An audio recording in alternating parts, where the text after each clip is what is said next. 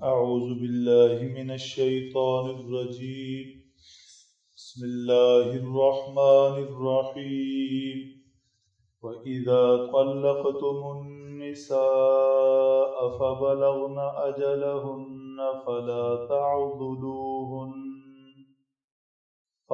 تعضلوهن أن ينكحن أزواجهن إذا تراضوا بينهم بالمعروف، ذلك يوعظ به من كان منكم يؤمن بالله واليوم الآخر، ذلكم أزكى لكم وأطهر، والله يعلم وأنتم لا تعلمون.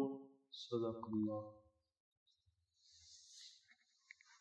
طلاق سے متعلقہ مسائل مسلسل ذکر ہو رہے ہیں. اس آیت شریفہ میں یہ ذکر فرمایا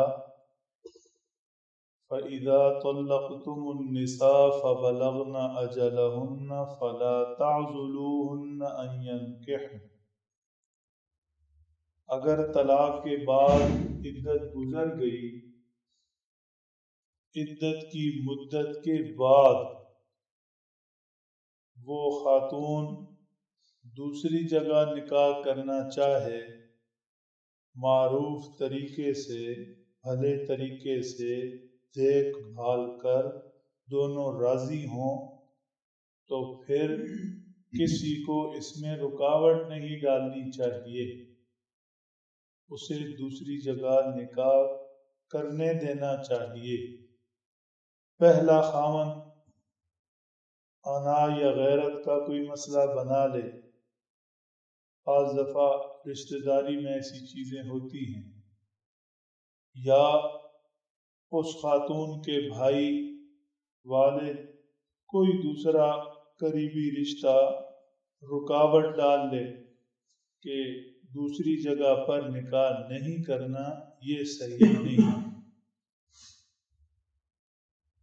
ایسے ہی اگر عدت کے دوران رجوع نہیں کیا، شرعی طریقے پر بار بار جس کا ذکر ہوا طلاق دے دی، ایک طلاق یا دو طلاق، عدت گزر چکی، اب پہلے کے پاس واپسی کی صورت نکاح ہے ایک یا دو طلاقوں کے بعد.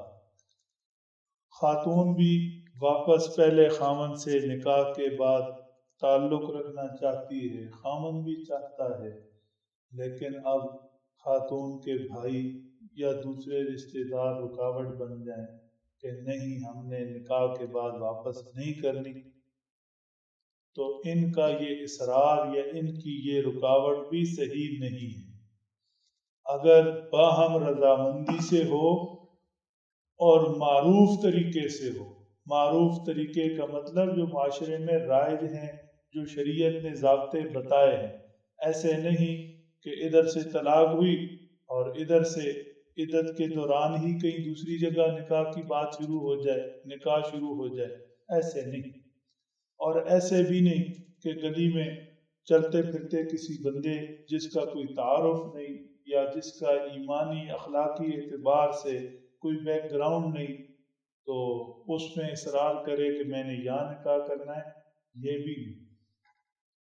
اس کی بھی سرپرست رکاوٹ ڈال سکتا ہے، نہ اجازت دے.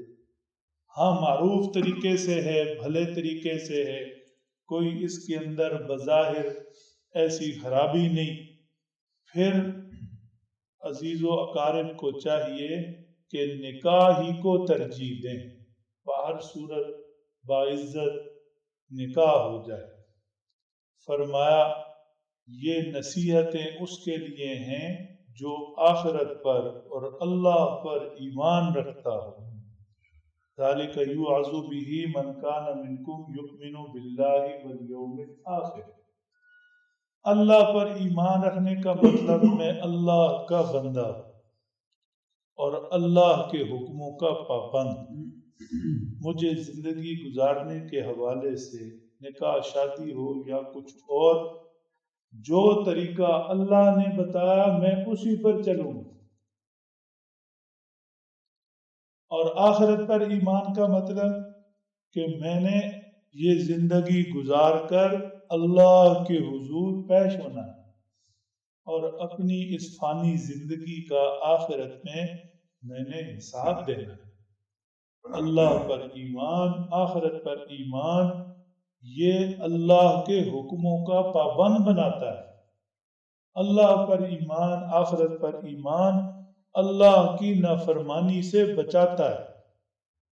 فرمایا ذالکم ازکا لکم واطہر، یہ جو تمہیں مسئلہ بتایا گیا کہ وہ خاتون دوسری جگہ نکاح کرنا چاہے یا ایک دو طلاقوں کے بعد دوبارہ پہلے خاوند سے نکاح کے بعد واپس آنا چاہے تو تم رکاوٹ نہ ڈالو، نکاح کو رستہ دو۔ اسی کے اندر پاکیزگی ہے، اسی کے اندر معاشرے کی صفائی ستھرائی۔ جتنا نکاح سے رکاوٹیں ہٹیں گی معاشرے سے برائیاں ختم ہوں گی اور معاشرہ پاکیزگی کی طرف جائے گا، پاک تعلقات کی طرف جائے گا۔